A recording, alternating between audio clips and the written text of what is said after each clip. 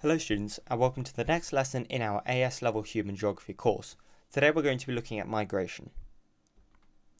What is migration?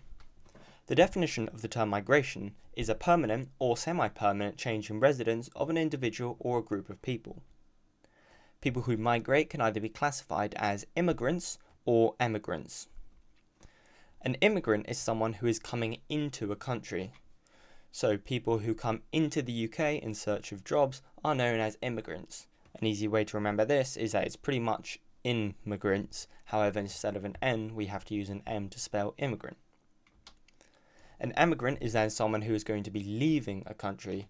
So if you're leaving the UK in order to look for work elsewhere, you are then classified as an emigrant. Calculating migration. Migration is calculated with a figure called net migration. Now, the definition of net migration is the difference between the immigrants and emigrants in an area. So here we have a mock calculation. If the level of immigrants in an area is 40,500 and the level of emigrants is 20,000, then we have to take the difference between these two figures. So we subtract 20,000 from 40,500 to get a net migration total of 20,500. So this is a positive migration because there are going to be more immigrants coming into the country than there are immigrants leaving the country. If these figures were inverse, then we'd have more immigrants than immigrants and there would be a negative balance. Migration scales. Migration can be classified by these different scales. Where people migrate, so it can either be international, regional or local. Remember, in the definition, of migration is a permanent or semi-permanent change in residence, so it doesn't necessarily mean having to cross a border. You could simply migrate from one town to perhaps a town in another city, and that would still be classed as migration. The travel distance, so it can either be short or long distance. Travelling from one town to another may be deemed a short distance, but travelling from Poland to the UK in order to look for a job is a long distance migration route. And the timescale.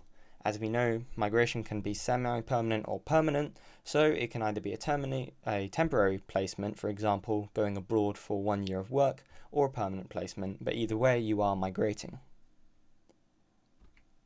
Direction of migration. Migration can occur in a number of directions.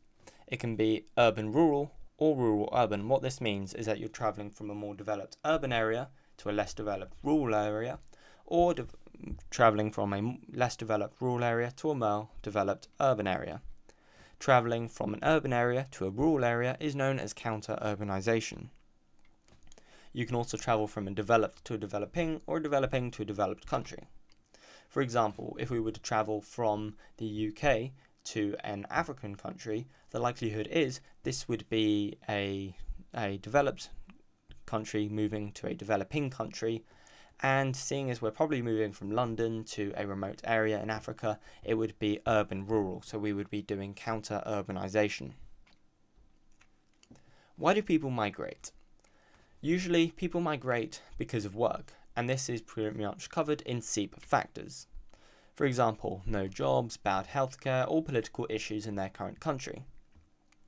However, people mostly choose to migrate, but it can also be forced. Forced migration is when the migrant is made to migrate due to certain circumstances. However, voluntary migration is when the migrant makes their own choice in order to migrate. Migration incentives. Certain SEEP factors can make people want to migrate more, and these can be categorized as both pull and push factors. A push factor is a reason to emigrate away from a country, and a pull factor is a reason to emigrate into a country. Later in the course, we're going to be looking at a case study of immigration from Poland to the UK, and we're going to be looking at the different push and pull factors associated with migration there, so be sure to check that out.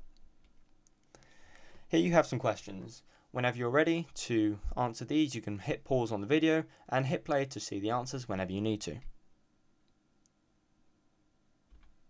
Here are the answers. If you did get all of these right, congratulations. I'd advise you to move on to the next video. However, if you did not, be sure to go over your notes once more or rewind the video, or you could check out www.reviselevel.co.uk where there's tons of information on migration. So be sure to join us next time, where we're going to be looking at immigration movement maps. Until then, I will see you next time. Thank you so much for watching.